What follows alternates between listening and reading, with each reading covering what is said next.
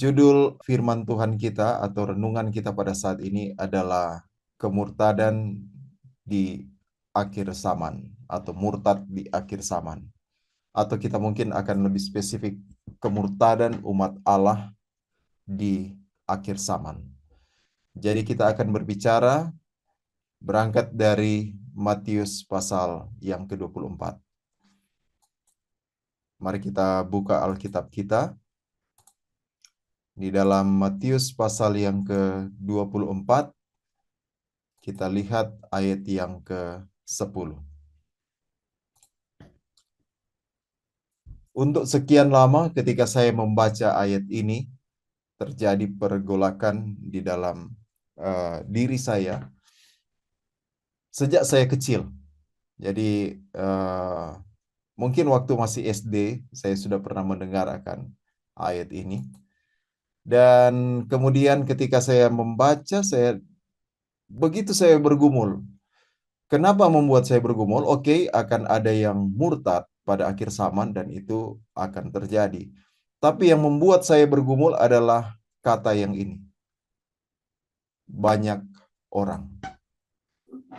Jadi ketika saya melihat akan catatan ini, bagi saya itu sebuah pergumulan. Kenapa? Karena dikatakan banyak orang. Dan saya langsung bertanya, dalam keadaan saya yang masih kecil itu, umur saya yang masih kecil itu, saya langsung bertanya, banyak orang, ini kemungkinan terjadi kepada saya juga. Dan ini bisa saja terjadi kepada keluarga saya, bisa saja terjadi kepada orang-orang yang saya cintai, yang dekat dengan saya, orang tua saya. Karena Alkitab mengatakan bahwa banyak orang. Dan kalau dia banyak orang, berarti itu mayoritas akan murtad. Kemudian, pada akhirnya saya mencoba untuk mempelajari akan lebih jauh lagi akan Matius pasal 24 ayat yang ke-10. Saya bertanya kepada Tuhan, Tuhan, kenapa dikatakan banyak orang, dan ketika berbicara banyak orang di sini, ini tidak berbicara tentang orang yang bukan pengikut Kristus, tetapi ini berbicara secara khusus tentang pengikut-pengikutnya. Berbicara secara khusus tentang orang-orang Kristen yang mengikuti akan Kristus. Nah, dikatakan banyak orang akan murtad dan mereka akan saling menyerahkan dan saling membenci. Saya kemudian merenungkan akan firman Tuhan ini, dan ketika saya merenungkan, saya membaca di dalam catatan Ibrani pasal yang ke-3. Mari kita buka Alkitab kita di dalam Ibrani pasal yang ke-3. Buku Ibrani pasal yang ke-3 ayat yang ke-12. Oke. Saya sangat terkejut ketika membaca ayat ini. Perhatikan. Waspadalah, hai saudara-saudara. Ini berbicara kepada jemaat Tuhan ya. Waspadalah, hai saudara-saudara, supaya di antara kamu jangan terdapat seorang yang hatinya jahat dan yang tidak percaya oleh karena ia murtad dari Allah yang hidup. Jadi Rasul Paulus memperingatkan, waspada saudara-saudara, karena di sini dikatakan ada yang murtad. Tapi yang membuat saya sangat terkesan adalah kalimat ini. Waspada saudara-saudara, supaya di antara kamu. Di antara kamu. Jadi apa yang dikatakan oleh Rasul Paulus, dia mengamarkan kepada jemaat bahwa waspada jemaat Tuhan, saudara-saudara saya, waspada karena akan terjadi kemurtadan di dalam gereja, dan itu ketika mereka murtad, mereka ada di antara kamu. Nah, kalau kita mau lihat kamus, ketika kita mencari kata murtad, maka kita akan mendapati bahwa arti murtad adalah dia keluar dari keyakinan awalnya. Contoh, mungkin orang Kristen dikatakan murtad, oh dia sudah pindah agama, mungkin jadi Hindu, Buddha, atau Muslim. Dan kemudian orang Muslim bisa saja dikatakan dia menjadi murtad ketika dia sudah pindah agama. Umpamanya dia sudah jadi Kristen atau jadi Buddha dan lain-lain. Sebaliknya. Nah, tetapi ketika kita melihat di dalam catatan Alkitab, ketika kita memeriksa akan firman Tuhan, dia memberikan amaran akan terjadi kemurtadan, dan itu dalam jumlah yang sangat banyak. Tetapi definisi murtad yang disebutkan di dalam Alkitab, ternyata murtad itu bukan pindah agama. Bukan pindah agama. Perhatikan bahwa mereka yang murtad itu ada di antara kamu. Mereka tidak pindah agama, saudara-saudara. Mereka tidak pindah agama. Mereka ada di dalam gereja, mereka ada di dalam persekutuan, mereka ada di dalam lingkungan saudara-saudara, mereka ada di dalam lingkungan umat-umat Tuhan, mereka adalah orang Kristen. Mereka adalah pengikut Tuhan, tetapi mereka apa? Mereka murtad dari Tuhan. Ketika saya membaca ini, barulah saya berpikir, masuk akal ini. Karena kalau saya mau tanya di gereja saya, anggota-anggota, ditanya, siapa yang berencana untuk murtad? Nggak ada yang berencana. Oh, saya akan setia kepada keyakinan saya sampai saya mati. Bagaimana kalau ada pencobaan? Kadang suka tanya kan, bagaimana kalau saudara menghadapi pencobaan, menghadapi godaan gitu untuk ada pendapatan yang lebih banyak, ada lowongan kerja yang lebih baik. Apakah dengan cara harus meninggalkan iman? Pertanyaan, apakah akan mempertahankan iman dalam kondisi yang seperti itu? Oh tidak, saya akan tetap setia kepada Tuhan saya akan tetap setia kepada Allah saya tidak akan pindah agama. Agama ini sudah agama yang paling benar, saya akan tetap ada di sini. Rata-rata semua akan jawab seperti itu. Mau agama apapun dia akan jawab seperti itu. Atau kita ganti pertanyaan, bagaimana kalau ibu kena penyakit, sudah berdoa dan tidak sembuh? Apakah akan tetap setia kepada Tuhan? Oh, saya tetap akan setia, walaupun itu semua terjadi. Bagaimana kalau tekanan keluarga, pemaksaan dan lain sebagainya? Walaupun mereka bunuh saya menderita, saya akan seperti Ayub. Saya akan tetap setia kepada Tuhan. Dan kalau kita tanya itu, dan saya percaya itu adalah jawaban yang jujur dari orang-orang tersebut, bahwa mereka akan tetap pada keyakinan mereka. Karena mereka percaya bahwa keyakinan yang mereka yakini itu adalah sebuah kebenaran yang hakiki. Itu sebabnya apapun yang terjadi, mereka tidak akan beralih kepada keyakinan yang lain. Tapi masalahnya, Yesus mengatakan akan ada banyak orang yang murtad. Yesus sendiri menyatakan, memperingatkan, mengamarkan yang akan terjadi pada akhir zaman. Itu akan ada banyak orang yang akan murtad. Antara dua, fakta di lapangan yang bohong atau Yesus yang bohong. Tapi pada pagi hari ini ketika kita membaca di dalam buku Ibrani pasal 3 ayat yang ke-12, di sini menjadi agak lebih terang bahwa ternyata murtad itu bukan pindah agama, bukan pindah keyakinan, beralih dari satu keyakinan kepada keyakinan yang lain. Tetapi murtad yang dikatakan di dalam Alkitab, ternyata orang murtad itu ada di antara kamu, ada di tengah-tengah kamu, ada bersama-sama dengan kamu, ada sekelompok dengan kamu. Dia tidak keluar, dia berada di sini, ada di dalam. Kemudian kita tanya kepada Rasul Paulus, Paulus, kalau begitu apa maksudnya? Siapa mereka yang murtad ini? Ini jawab Paulus. Mereka yang murtad ada di antara kamu karena mereka, apa katanya? Siapa mereka yang murtad ini? Siapa mereka yang murtad ini?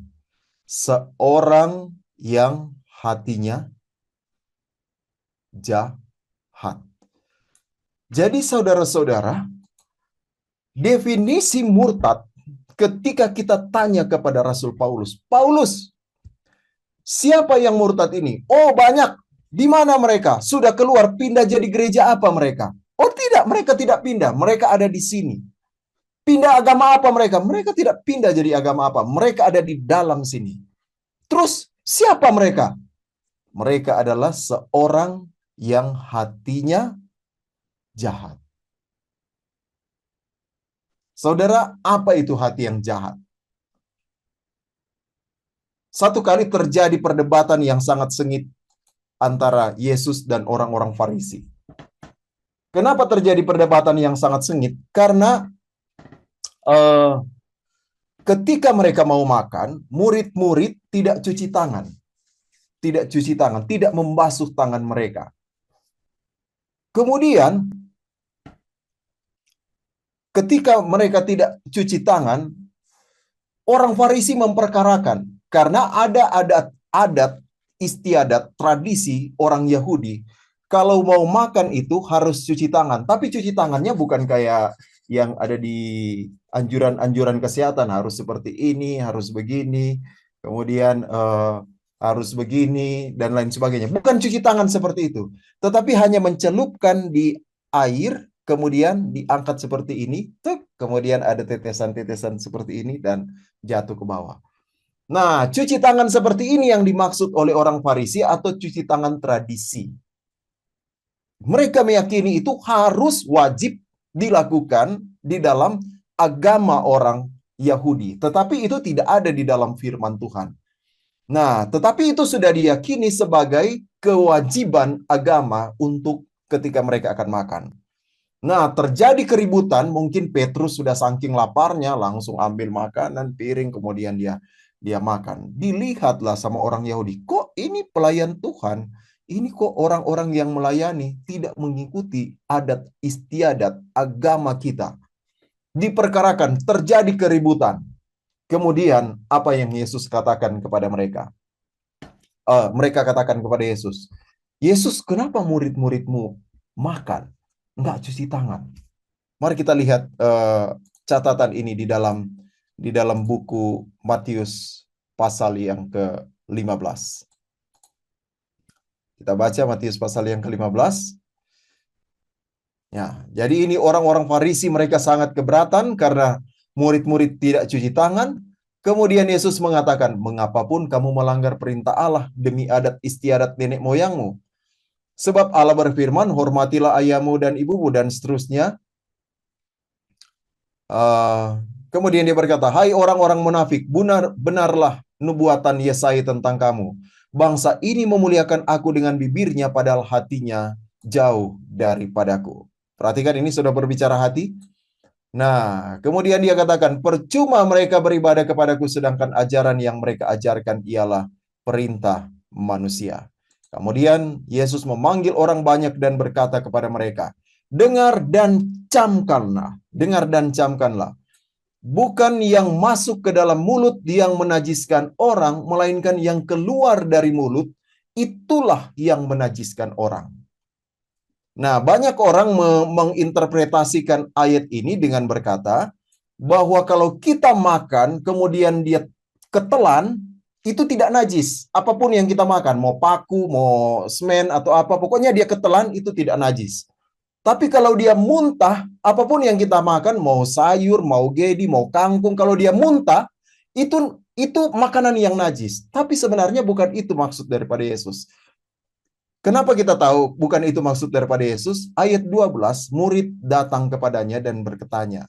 Mereka bertanya, "Engkau tahu perkataanmu telah menjadi batu sandungan bagi orang Farisi." Jawab Yesus, "Setiap tanaman yang tidak ditanam oleh Bapakku di sorga akan dicabut dengan akar-akarnya." Kemudian, ayat 15. Perhatikan baik-baik ayat 15. "Kalau begitu, jelaskanlah perumpamaan itu kepada kami." Jadi Petrus meminta Yesus untuk menjelaskan perumpamaan itu. Perumpamaan yang mana? Perumpamaan di ayat yang sebelumnya. Ketika Yesus mengatakan di ayat yang ke-11, bukan yang masuk ke dalam mulut yang menajiskan orang, melainkan yang keluar dari mulut itulah yang menajiskan orang. Rupanya ini adalah sebuah perumpamaan kepada orang-orang pada waktu itu. Dan Petrus katakan, kalau begitu jelaskan itu perumpamaan itu. Dan kemudian ini ayat 17, Yesus menjelaskan. Tidak tahukah kamu bahwa segala sesuatu yang masuk ke dalam mulut turun ke dalam perut lalu dibuang di jamban? Kamu kan ngerti kalau makanan itu dimakan, dia ketelan kan? Nah, kemudian dia buang. Nah, itu bukan itu maksud saya. Tetapi ini yang maksud saya. Tetapi apa yang keluar dari mulut berasal dari hati. Dan itulah yang menajiskan orang. Jadi yang dimaksudkan Yesus kepada orang Farisi itu, orang Farisi mereka seperti melakukan kegiatan keagamaan yang baik, tapi mereka najis oleh sesuatu yang keluar dari hati mereka. Karena hati mereka najis. Hati mereka, apa dikatakan di sini?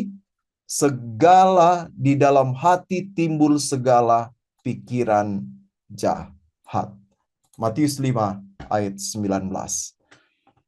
Kita kembali di dalam Ibrani pasal yang ketiga, ayat yang ke-12. Rasul Paulus mengatakan bahwa orang-orang murtad itu ada di antara kamu. Dan kita tanya kepada Paulus, Paulus, siapa itu orang-orang murtad yang ada di antara kita? Jangan-jangan saya adalah orang murtad tersebut. Jangan-jangan sayalah orangnya. Daripada saya cari-cari orang, jangan-jangan sayalah orangnya yang murtad itu. Dan Paulus katakan, orang yang hatinya murtad, orang yang murtad itu yang ada di antara kamu, dia adalah orang yang, apa katanya? Hatinya jahat. Kita tanya kepada Paulus, Paulus, apa itu artinya jahat? Paulus katakan, tanya ke Yesus, apa artinya jahat? Dan Yesus menjawab, ini artinya jahat. Matius pasal 15 ayat yang kita baca tadi. Orang yang hatinya jahat adalah ini. Dari hati timbul segala pikiran jahat. Apa itu pikiran jahat? Ini. Pembunuhan. Tapi tidak membunuh, hanya marah kepada saudaranya. Karena ini terjadi di hati kan, dia bunuh saudaranya di dalam hatinya. Dia bunuh saudaranya. Jadi ketika orang bikin salah kepada dia, coba ya, coba. Kalau hanya ada kita dengan antara aku dan kamu tidak ada orang yang lihat, hanya ada kita berdua, tidak ada hukum, saya sudah tusuk-tusuk kamu, saya sudah bunuh, saya sudah pukul kamu, saya sudah ludahi kamu. Tapi itu terjadi di mana, saudara? Di hati. Persinahan, cabul, pencurian, menginginkan kepunyaan orang yang bukan milikmu sendiri, kamu ingin untuk memilikinya itu, tapi itu tidak terjadi secara langsung, itu terjadi di hati, dan Paulus katakan, itu adalah murtad. Jangan kita berpikir murtad yang akan terjadi adalah dia keluar pindah agama. Paulus katakan, murtad itu adalah seorang yang hatinya jahat. Dan apa artinya jahat? Hatinya jahat. Dia yang di dalam hatinya itu menginginkan kepunyaan milik orang lain. Bersumpah palsu dan hujat. Itulah yang menajiskan orang. tetapi makan dengan tangan yang tidak dibasuh tidak menajiskan orang.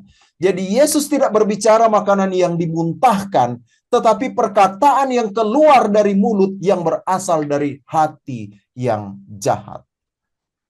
Saudaraku yang kekasih di dalam Tuhan, ketika kita melihat definisi ini,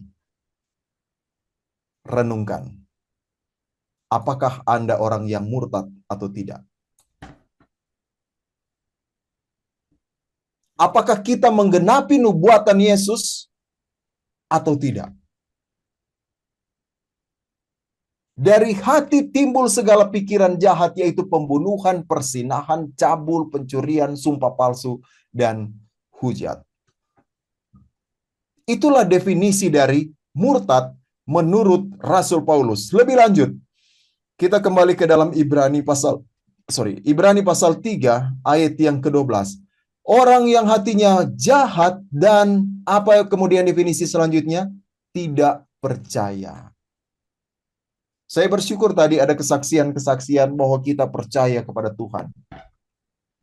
Saudaraku, tetapi di akhir zaman ini itu akan menuntut lebih banyak lagi untuk meletakkan hidup kita di hadapan Tuhan apapun yang terjadi. Kadang kita percaya kepada Tuhan karena kita mengalami mujizat. Tapi bagaimana kalau mujizat itu tidak terjadi seperti yang terjadi kepada Ayub? Dan semua orang datang mengutuki dia, meninggalkan dia. Apa yang akan terjadi? Bagaimana kalau mujizat itu tidak terjadi seperti Abraham yang percaya, yang Tuhan mengatakan keturunanmu akan banyak, tapi sampai dia mati dia hanya melihat satu keturunan. Saudaraku, apakah kita akan tetap percaya kepada Tuhan dalam keadaan yang paling sulit? Ketika kita tidak percaya kepada Tuhan dalam keadaan-keadaan tertentu, maka kita dikatakan murtad. Orang yang murtad. Kita tidak perlu berkata, oh, saya tidak murtad karena saya masih Advent, saya masih Gemim, saya masih Pantekosta, saya masih GPDI, saya masih Katolik, saya masih Muslim, saya masih Hindu, saya masih Buddha, dan lain sebagainya. Tetapi kita harus berhati-hati. Definisi murtad yang dikatakan di sini adalah orang yang hatinya jahat dan yang tidak percaya. Murtad di dalam Alkitab sekali lagi bukan pindah agama. Bukan pindah agama. Oke? Anda mau lihat lebih lagi? Mari kita buka Alkitab kita di dalam buku Mazmur. Mazmur pasal yang ke-78. Mazmur pasal yang ke-78 ayat yang ke-57. Ini. Perhatikan. Tuhan berbicara kepada orang Israel. Ini orang Israel tidak pindah jadi orang orang Babel atau menjadi orang Mesir. Mereka masih di dalam orang Israel, masih ada di lingkungan orang Israel. Tetapi apa firman Tuhan kepada mereka? Mereka murtad. Mereka murtad. Sekali lagi, murtad yang terjadi di dalam Alkitab itu bukan peristiwa pindah agama, pindah keyakinan, tetapi mereka ada di dalam, tetapi dinyatakan oleh Tuhan murtad. Mereka murtad. Kenapa mereka murtad? Perhatikan ayat 59. Ayat yang ke-57. Kenapa mereka murtad? Karena mereka suka ini, berkhianat. Apa artinya berkhianat, saudara-saudara? Sudah katakan mau kerjasama, untung bahagi sama-sama, tetapi kemudian dia mulai mencari keuntungan sendiri di dalam kerjasama tersebut. Sudah berjanji sehidup semati, tetapi ternyata dia berselingkuh, berkhianat. Sudah berjanji akan selalu bersama, tetapi ternyata dia berdusta dan meninggalkan. Berkhianat. Kemudian, apa selanjutnya? Ayat 58, mereka menyakiti hatinya dengan bukit-bukit pengorbanan dia dan membuat dia cemburu dengan patung mereka. Jadi menyembah berhala ketika mereka menjadi pengikut Tuhan itu disebut dengan murtad. Disebut dengan murtad. Akhirnya dia menolak Israel sama sekali karena mereka murtad. Tetapi apa yang terjadi dengan mereka? Mereka masih menjadi orang Israel. Mereka ada di Yerusalem. Mereka menjalankan ibadah mereka bahkan. Tetapi di saat yang sama mereka menyembah kepada berhala. Kemudian, mari kita lihat di dalam Yesaya. Kita tanya sekarang kepada Yesaya, apa artinya murtad? Yesaya pasal 9 ayat yang ke-16. Yesaya pasal 9 ayat yang ke-16. Sebab itu Tuhan tidak bersukacita karena teruna-teruna mereka dan tidak sayang kepada anak-anak yatim dan janda-janda mereka. Sebab sekaliannya mereka apa?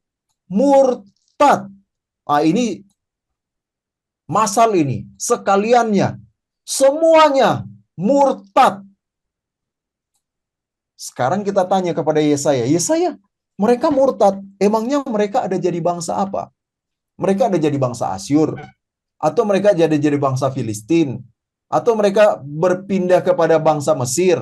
Kepada bangsa Babel? Kapan orang Israel pindah keyakinan mereka? Yesaya katakan, oh nyanda. Mereka tetap ada di dalam sini. Tetapi apa yang mereka buat?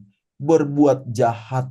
Dan mulutnya berbicara yang bebal. Mulutnya berbicara yang bebal. Oh, itu arti murtad. Jadi kalau kita berbicara kebebalan, itu adalah murtad dalam definisi Yesaya. Selanjutnya di dalam Yesaya pasal yang ke-32.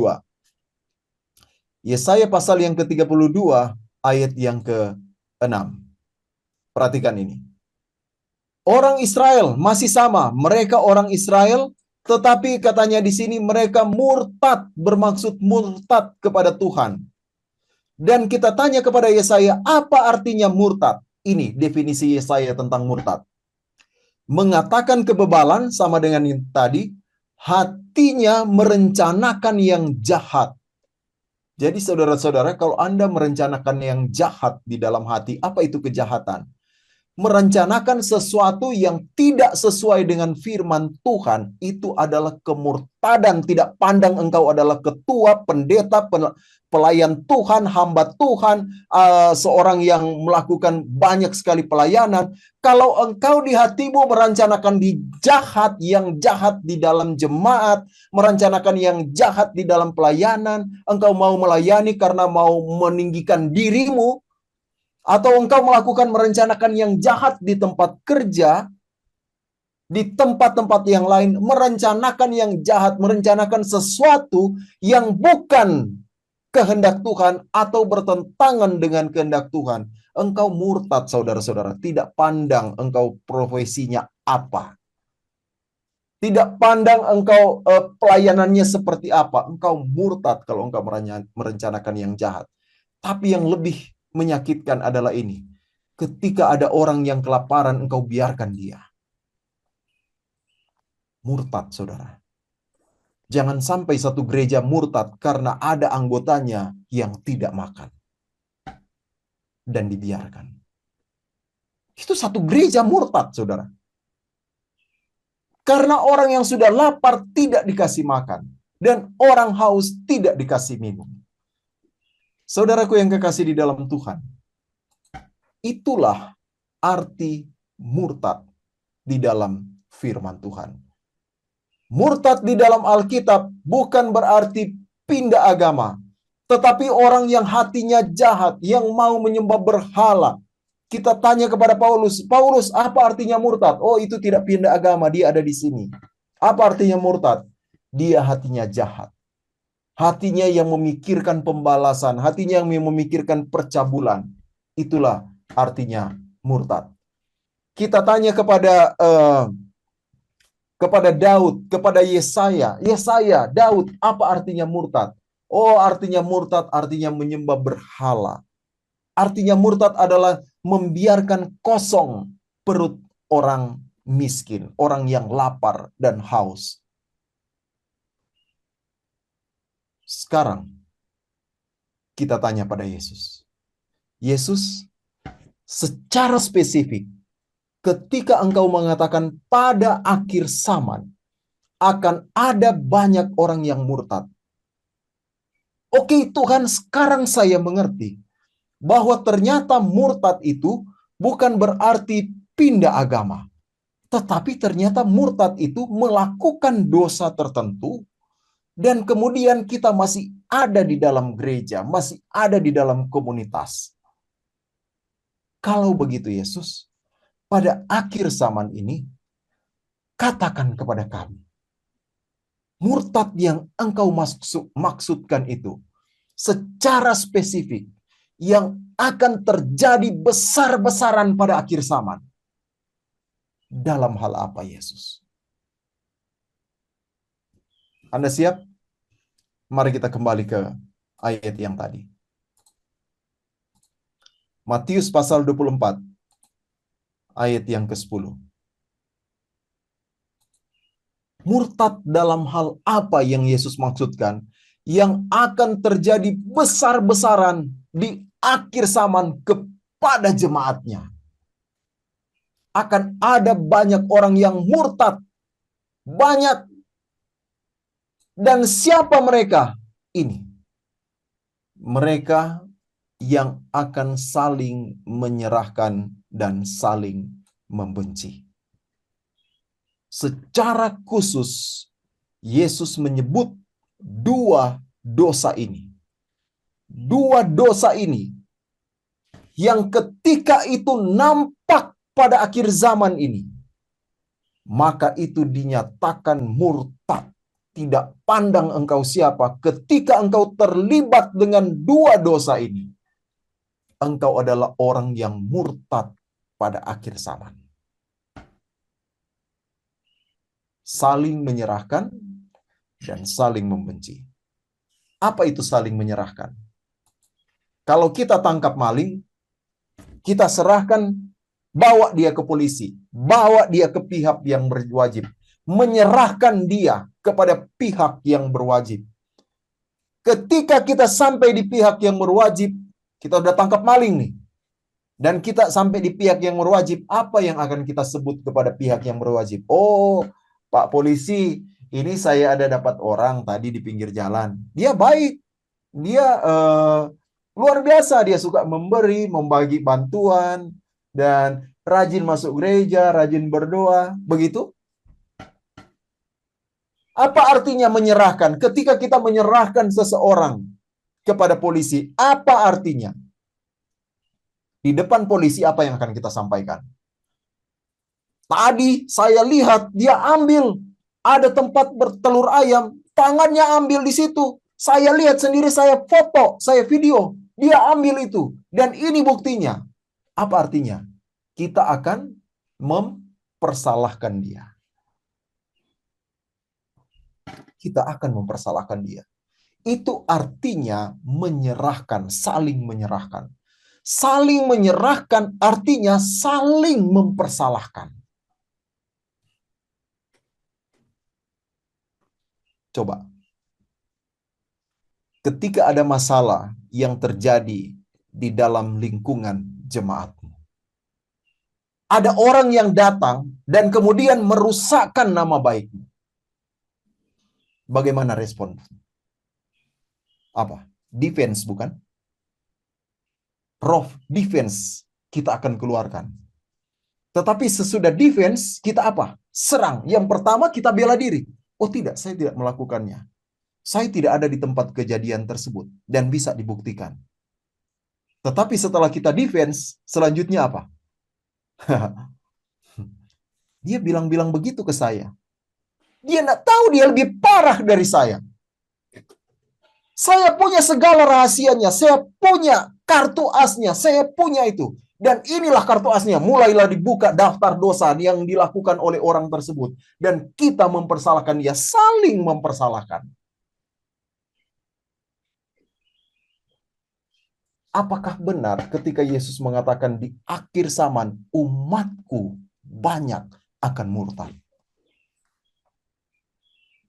Jika murtad itu adalah pindah agama, saudara, tidak mungkin itu digenapi. Tapi ketika Yesus menjelaskan tentang murtad itu, dia katakan itu bukan pindah agama. Tetapi dia katakan orang yang murtad di akhir zaman adalah orang yang suka mempersalahkan orang lain. Suka mempersalahkan orang lain. Renungkan di dalam hatimu, saudara-saudara. Ketika engkau diserang, engkau dipersalahkan. Karena ini berbicara saling. Berarti ada timbal balik. Mempersalahkan karena dipersalahkan. Mempersalahkan karena dipersalahkan. Ketika engkau dipersalahkan oleh orang lain, bagaimana responsmu? Oke, engkau bisa menyatakan bahwa apa yang dikatakan itu tidak benar, kalau selagi yang dia katakan itu memang tidak benar. Tapi sudah itu apa? Bagaimana hubunganmu dengan dia? Bagaimana engkau melihat dia di dalam gereja? Ada di dalam gereja. Bagaimana engkau pikiranmu terhadap dia? Orang sana.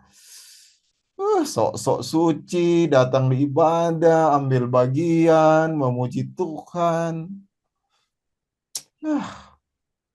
Nggak benar tuh orang sana.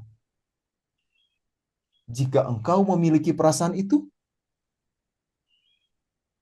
bertobatlah. Kedatangan Tuhan sudah dekat. Dan kalau engkau murtad, engkau tidak akan bersama-sama dengan Yesus. Bertobatlah sebelum terlambat. Dan yang kedua, apa yang dikatakan Yesus, kemurtadan yang akan terjadi besar-besaran kepada gerejanya, ini, saling membenci. Apa itu saling membenci, saudara-saudara? Artinya, engkau sudah dibenci dan engkau balas, benci balik. Yang Yesus ajarkan, kasihilah orang yang menganiaya kamu. Itu ajaran daripada Yesus. Itu sebabnya pada akhir zaman ini, Yesus mengatakan yang akan murtad itu adalah orang yang saling membenci. Kenapa? Karena yang saya ajarkan, kasihi mereka yang akan menganiaya kamu. Tetapi ini ketika mereka aniaya kamu, maka kamu membenci orang tersebut. Kenapa saudara ini penting? Dan kenapa secara khusus Yesus mendefinisikan murtad itu adalah saling mempersalahkan dan saling membenci? Kenapa secara khusus Tuhan mengatakan dua dosa ini? Mari kita lihat. Matius pasal yang ke-24, ayat 9. Ini akan terjadi. Bukan hanya denominasi Kristen yang meramalkan, tapi hampir semua denominasi dan agama meramalkan akan terjadi ini, persekusi atau penganiayaan pada akhir zaman. Akan terjadi ini. Kamu akan diserahkan, oke? Perhatikan ini. Kamu akan diserahkan, akan dipersalahkan supaya dihukum. Jadi kamu dipersalahkan, diserahkan supaya disiksa, akan dibunuh, penganiayaan, dan akan dibenci. Dunia akan menyerahkan, akan mempersalahkan, dan akan membenci umat-umat Tuhan. Dunia akan mempersalahkan, menyerahkan mereka supaya dihukum, disiksa, dan dibunuh bahkan, dan akan membenci. Dan pada waktu dunia melakukan akan hal itu, bagaimana umat Allah harus merespons? Ketika umat Allah merespons balik dengan cara menyerahkan, dan dia merespons balik dengan cara membenci, karena mereka menyerahkan dan membenci, maka itulah saatnya terjadi kemurtadan kepada umat-umat Tuhan. Karena pada akhirnya dengan melakukan dua dosa ini, lihat ini dua dosa yang dilakukan dunia pada akhir zaman. Menyerahkan untuk disiksa, untuk dibunuh, dan kemudian membenci. Ini dua dosa yang dilakukan dunia pada akhir zaman menurut Yesus. Apakah itu terjadi sekarang? Ada, banyak. Tetapi bukan itu masalahnya. Masalahnya adalah kalau itu terjadi dilakukan oleh dunia kepada umat Tuhan, bagaimana kita merespons balik? Jika kita merespons dengan cara yang sama, maka Yesus katakan, kalau begitu apa bedanya kamu dengan mereka? Apa yang membedakan antara umatku dan bukan umatku? Tidak ada yang dapat membedakan. Karena mereka dengan melakukan dua dosa ini, mereka menyatakan ada di pihak yang sama. Saudaraku, kalau kita melakukan dosa ini, jadi pada akhir zaman akan ada orang yang menganiaya dan akan ada orang yang dianiaya. Kalau apa masalahnya? Kenapa dua dosa ini secara spesifik? Karena kalau kita suka mempersalahkan orang supaya orang itu kemudian dihukum, dan kemudian kita membenci orang lain, karena yang akan menjadi penanda yang sangat khusus pada akhir zaman itu adalah menganiaya atau tidak dianiaya. Nah, kalau kita memiliki dua dosa ini, ketika penganiayaan itu datang kepada kita, apa yang akan kita lakukan? Oh, berani kamu aniaya saya, berani pukul saya. Kamu tidak tahu siapa saya. Kamu tidak tahu bagaimana nakalnya saya pada zaman dulu. Kamu tidak tahu bahwa saya ini sebenarnya orang yang jahat, orang yang suka mukul orang. Kamu tidak tahu saya pernah pukul kepala preman. Kamu tidak tahu siapa keluarga saya. Dan kemudian kita aniaya balik. Jadi kalau kita menganiaya, nah, siapa kita? Itu sebabnya secara spesifik ketika Yesus berbicara tentang kemurtadan yang akan terjadi pada akhir zaman, dia kemudian mengatakan bahwa orang yang akan murtad pada akhir zaman adalah orang yang melakukan dua dosa ini. Mempersalahkan dan membenci. Saudaraku yang dikasihi oleh Tuhan, apa yang terjadi di gereja Anda? Apa yang terjadi di lingkungan keluarga Anda? Apa yang terjadi di lingkungan pekerjaan Anda? Bagaimana engkau meresponsnya? Apakah engkau menjadi benci melihat mereka yang melakukan kejahatan itu?